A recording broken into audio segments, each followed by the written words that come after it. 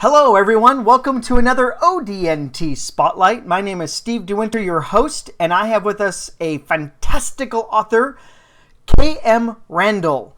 And she has a couple of books out already, and the first one that she released, Fractured Dream, which is book 1 in her The Dreamer saga, and she is currently actively, heavily working on Shattered World, which is book 2 in that one. And then this past May, she released a young adult story called The Reaper's Daughter, and we'll talk to her also about that one. I really like the concept of this one, so we'll definitely have some questions to ask her on this one. This one is really, really cool. I read the first chapter on this one. I went to Amazon, looked at the preview thing, and I'm hooked already. So this is a good story, and we're all going to be upset because she's working on the sequel to the other one first before the sequel to this one. But let's go ahead and let's switch on over and let's meet KM. Hey, KM, how are you? Hi. Hey, welcome to ODNT Spotlight, where we shine the spotlight on you. Awesome. All right, so go ahead and tell us a little bit about what got you into writing and telling stories about fantasy worlds and everything. How did you pick that as your favorite genre to write in? Well, I've been writing since I can remember. I think I was 6, sitting at an old computer writing this little book of poetry, and then I was really into the I don't know if you ever read them, the Bunnicula books by Yes, James Howe back in the day. Yep. And I think some of my first stories were actually fan fiction because I wrote about a bunny that was a vampire. So I've been writing forever, and I read all genres, but I have a special place in my heart for fantasy, and I probably have read more fantasy over the years, and it's just where my imagination goes. It's just where the creativity kind of flows, is from the fantastical. Excellent. As well as the fantasy, I was looking around and poking around at all your sites and everything, and you mentioned somewhere that you also have a sci-fi book planned. Yeah, it's probably soft sci-fi, but it kind of was this idea and I always really liked sci-fi too, a little bit. So I kind of had this idea that was intergalactic, and it takes in a lot of evolutionary concepts too.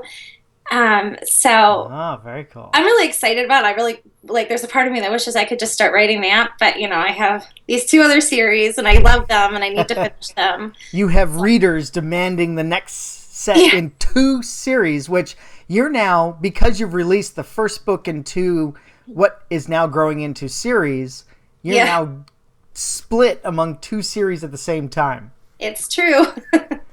And so you've got your young adult paranormal, mm-hmm. and let's go ahead and talk about that one. What an interesting concept you did with the Grim Reaper character. Tell us a little bit about that. Okay, well, it's about a girl. She's a young girl, and she's a young college student, and she has always kind of had this.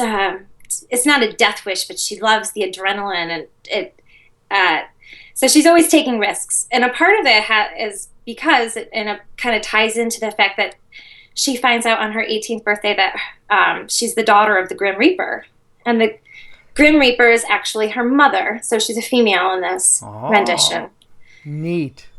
Yeah, and so it goes from there, and it ties in a lot of mythology from all different cultures, like different death deities from different cultures. It all kind of there's a lot of that involved in it, and there's gonna be even more of the mythology in the following book. But it was a fun book to write. So, do you like to layer in a lot of existing mythology into your storytelling? I do, and I didn't even realize this until I started writing my second book, because I was like, hey, I'm doing a lot of this retelling, twisting again, because in Fractured Dream, there's a lot of fairy tales that get twisted within the overall storyline, which is, they're not the main characters, but they're involved in the storyline. And so then when I started writing The Reaper's Daughter, I kind of realized that about myself. I like the retellings. Excellent.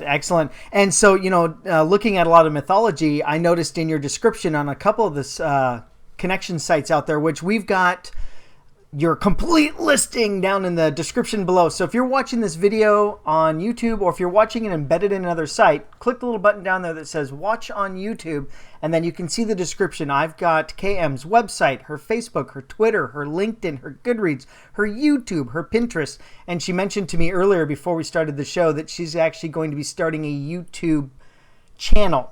Yeah. Where they go and they review books and everything, which sounds like awesome. Definitely awesome. But when I was looking at some of the things, you mentioned that you are a trope lover. Yeah. And so it sounds to me like you don't think tropes are a bad thing. I don't. I love them. And that's why I love fantasy. Like, a lot of the tropes are stuff I loved from reading when I was growing up. So I know some people don't like them, and that's fine, but I love them. And I'll always probably include one or two in the books that I write. You know, I'm with you on that one. You know, people always say, oh no, tropes means tired and stop using it. And no, take it and twist it. Yeah. You know, make it your own. Yeah, exactly. Make it your own. Twist it, shape it around, and make a whole new trope around it. Hopefully you get so popular you make a whole new trope around it. Definitely, yeah. You know, pretty soon it will be Grim Reaper is a woman trope. Yeah, awesome. Excellent, excellent. So you mentioned the subtitle for Fractured Dream and your upcoming Shattered World novel is The Dreamer Saga. Right. When you use the word saga, I think 1,000 books. How many books do you have planned so far in your saga? It's only a trilogy. Now, I have ideas for, like, spin-offs. You didn't want to use the trilogy trope word?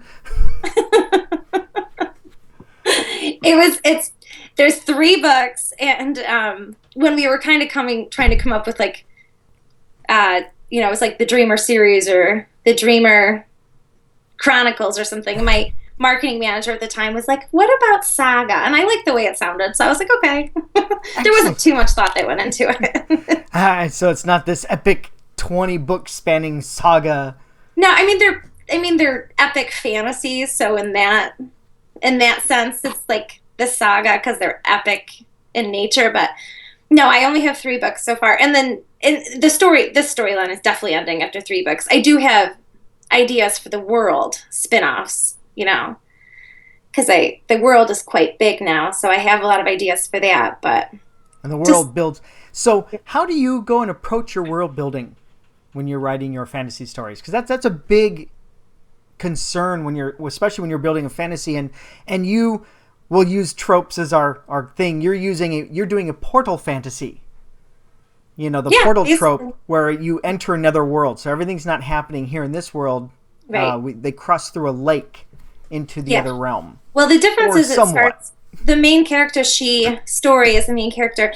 She actually, since the time that she's born, she actually, when she goes to sleep at night, she wakes up in this other world. So so that's the main concept. And she doesn't go back truly physically until much later or it's in the beginning of this book, but that's the original part of it is that she wakes up in this other world and she's forgotten about it at this age, and it's there's all these events that led up to it, and so those are the nightmares. So then it does become like a portal thing. She goes through the lake. Very cool. So those are the nightmares that are torturing her. And in her dreams, when she wakes up in this other world, she actually has a family. They take care of her. They kind of take her in and adopt her. So she's really exists and has these double life as a child. Oh my, that's tough. So it's what we all wish we had. Yeah, well, it was kind of the idea came from the fact that when I was young, I always wished I could just like jump into this lake and go into another world. And it kind of just took on the life of its own. Excellent. And then that became a story for you. Yeah, basically. Excellent. So I really like, and again, we're talking about, I know we're jumping back and forth between the 2 stories, so I'll try to remember which one we're talking about. So we're talking about The Dreamer Saga, Fractured Dream. The main character in that one is Story Sparks. That's her name, is Story Sparks. Yeah. How did you come up with that? I really, really like that name. Oh, I'm glad you do. Some people hate it. It's funny. Really? Oh, yeah. I've had a couple of reviews where somebody just, like, there's a couple of people that are just like, I hate the name. It's funny to me. But I came up with it because I'd actually seen like a reporter that had that name in the in a newspaper one time. Her name was Story. And I told my husband at the time, I'm like, that's the best name ever. And he was like, no, I would never do that. So when I was writing this book, I never connected with the original name I had. I was like, I just got to rename her. And that name came to me, and it kind of fits so perfectly with the story. Just everything about it just fits this character. And then I kind of try to come up with like a last name that would sound like, just make it a memorable name. And that's kind of how it came together. That is a very cool name, and because she's dealing with fairy tales are true. Yes. And yeah. so it's a perfect fit that her name is Story. Yeah, like one of her best friends in the world of Tresla is what it's called, is like Little Red Riding Hood. Oh, nice. And so I guess you've got the big bad wolf as a villain in there. There's actually it's not one big bad wolf, it's like a whole species. Ah. The big bad wolves, plural. Yeah, and like Little Red Riding Hood is like is a generational thing, so every generation has a new Red Riding Hood. Oh, the hood gets passed on. Yeah. Excellent. So that is one big challenge when you're writing fantasy, especially because people are always coming with all sorts of new names, trying not to repeat anything that's ever done before. Right. And we no longer have the benefit of books disintegrate and collapse, and every 50 years we can just do it all again because nobody remembers what was written 50 years ago.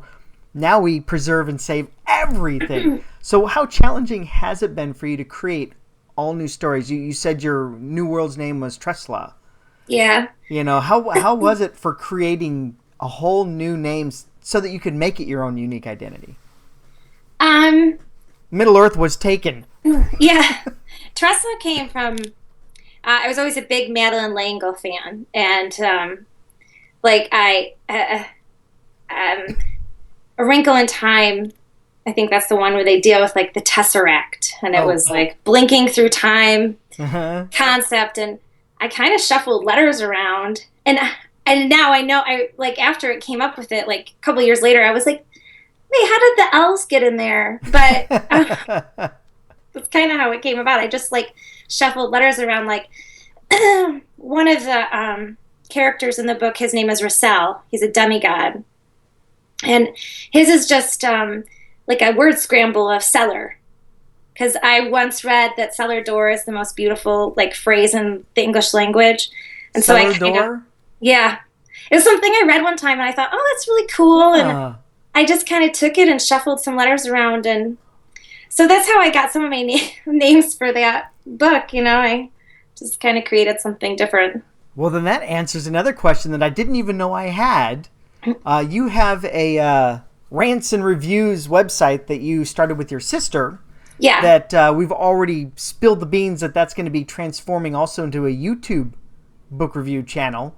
Yeah. But you called it Cellar Door Lit Rants and Reviews. Yeah, and that's why, because I had heard that phrase and I was trying to come up with a name for it, and I really, that's just how it came about. Excellent.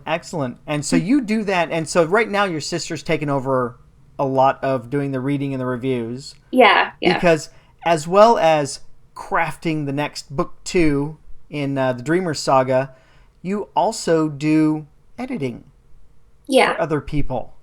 You have I'm a freelance editor and writer, Yeah, so you do freelance editing and writing for other people and helping out others as well, which I'm sure takes up a lot of your time. Yes, it can, yeah. And so I also have that. It's called Turn the Page Editing Services. And so I also have the link down below. So if there's any new budding authors or people who are looking to have a more professional product, if you're going to go the self-publishing route, then you definitely want to give Katrina a ringy-dingy on her website, editing services, turnthepageediting.com. So that's down below as well for that. So as well as reading and reviewing books, you're going to be starting the YouTube channel. You're also doing the editing and everything. And then I guess book 2 in your, after The Reaper's Daughter, I think I saw that it was called Song of the Scythe. Yeah. Very cool. So when can we expect that? I can already tell there's a whole bunch of people already demanding that book from you, and that's not even the one that you're writing right now. Yeah, I my hopes is to have both books come out next year, The Shattered World and The Song of the Scythe. I'm trying to finish up Shattered World. I got waylaid this summer by a big project I was working on, but I'm back on track, and Oh, so good. hopefully, yeah. I'm hoping Reaper's Daughter will come out by maybe late summer. That's my goal. Excellent, excellent. And I also noticed, as well as these two books that you have published, you also have a prequel to Fractured Dream that you've posted up on Wattpad. And it's called Fairy Tale Lost. When I wrote Fractured Dream, it was I think 250 pages, or no, it was 250,000 words. That's By a the big time book. I was done with it, yeah, it was big. You're halfway through a fantasy epic. Yeah, truly epic. But I realized, also as a first-time author, I really wanted somebody to read my book, and if it was that long, that nobody was probably going to pick it up. So I cut out this whole portion. And it was the early years, the characters' early years, and I was like, okay, I'll put this away, and maybe I'll be able to do something with it at some point. And so I decided to release it as a prequel on Wattpad. And I've actually added a lot to it as I've on there, but there was a good basis for it to begin with already. Excellent, excellent. And we were talking earlier, and I actually had to look it up, which I feel ashamed. I had to look up what capital B, lowercase t, capital V, capital S stood for. And then I hung my head in shame when I realized it stands for Buffy the Vampire Slayer. Because you're a big fan, too. Because I'm a big fan, but I'd never really seen it like that. And I hung my head in shame when that popped up. I'm like, of course. So, huge Buffy the Vampire Slayer fan. Yeah. Has any of Josh Whedon's fictional universe intruded on some of your writing or been inspiration for it?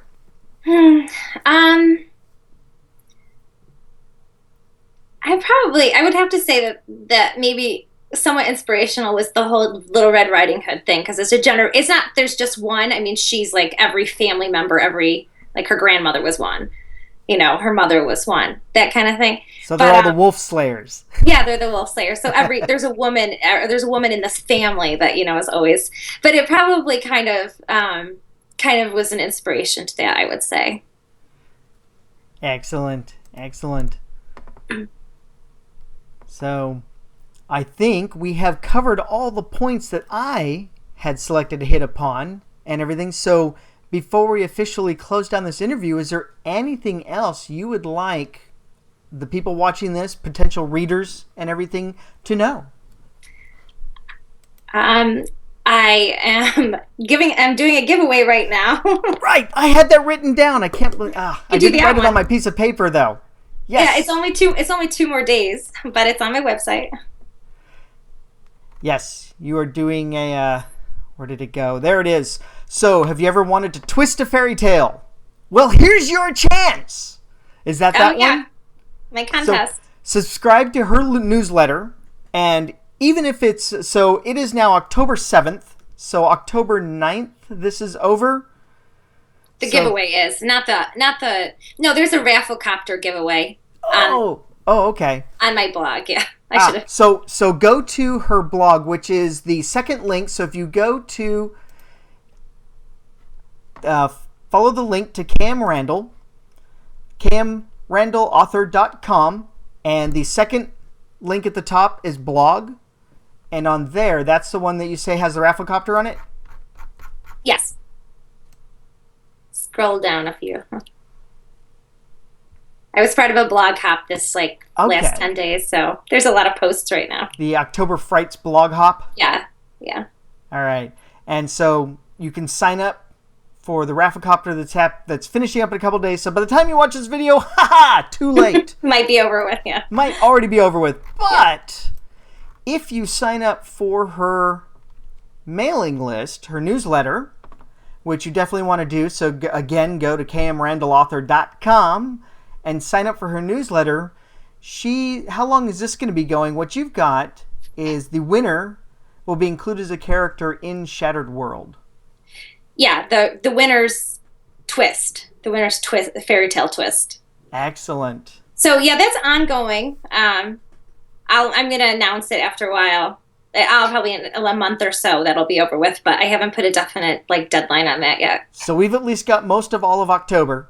Yes. And even if it's after October, I highly, highly, highly suggest you sign up for KM's newsletter so that you know when the next books come out. And right now it sounds like she's setting us up so that every year we get 2 books, one from each series from her, plus an additional sci-fi. So you got a lot of writing to do.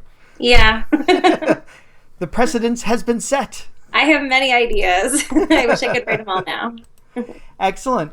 Well, hey, so thank you so very much, KM, for coming on our show.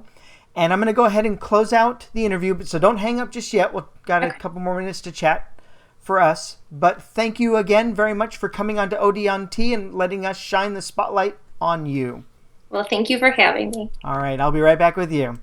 Sounds good. So, again, that was KM Randall, the amazing author of The Reaper's Daughter and Fractured Dream, both book ones in continuing series. So at least Fractured Dream, we know there's a trilogy, and there will be continuing stories in this same world that it takes place. So sounds like very exciting stuff, and I highly suggest you go check these out on Amazon. Read the first section of the paragraphs. I went and I read the first chapter of this one, and as part of my research, for everybody, I like to research everybody as I do them, and I was just like, I gotta finish my research. I got sucked into this story, so this is a good one. I really, really like this one. So once again, my name is Steve DeWinter for OD&T Spotlight. Don't forget to subscribe to this YouTube channel. I have many, many, many more authors, artists, actors, musicians. Anybody who come on my show, I have them on my show. And thank you very much. Have a great night. Bye.